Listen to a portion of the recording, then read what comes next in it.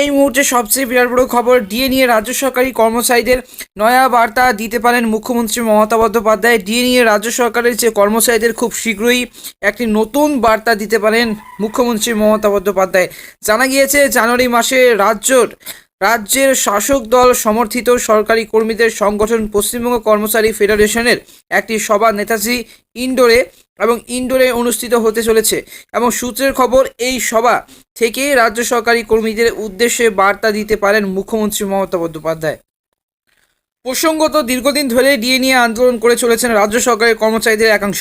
ইতিমধ্যে রাজ্য সরকারি কর্মচারী পরিষদ নিজেদের যে রাজনৈতিক অবস্থান স্পষ্ট করে প্রকাশ্য সমর্থন জানিয়েছেন রাজ্যের বিরোধী দল বিজেপি এবং একই সঙ্গে তিনটি রাজ্য সরকারি সংগঠন কেন্দ্রীয় হারে ডিএর দাবিতে আইনি লড়াই চালিয়ে রেখেছেন রাজ্য সরকারি সংগ্রামী যৌথ মঞ্চের ডিএ আন্দোলনকারীরা। এই পরিস্থিতিতে দলীয় সূত্রের খবর, রাজ্য সরকারি কর্মচারীদের কাছে রাজ্যের যে অবস্থান স্পষ্ট করে দিতে পারেন মুখ্যমন্ত্রী মমতা বন্দ্যোপাধ্যায়। সংগঠনের চেয়ারম্যান মানস ভুঁইয়া জানুয়ারি মাসের সম্মেলনে মমতা বন্দ্যোপাধ্যায় উপস্থিত প্রসঙ্গে বলেন, মুখ্যমন্ত্রী মমতা বন্দ্যোপাধ্যায় আমাদের সর্বোচ্চ নেত্রী, তিনি আমাদের আদর্শ, আমাদের রক্ষাকর্তাও, কিন্তু আমরা চাইবো যে তিনি এসে বার্তা দেবেন।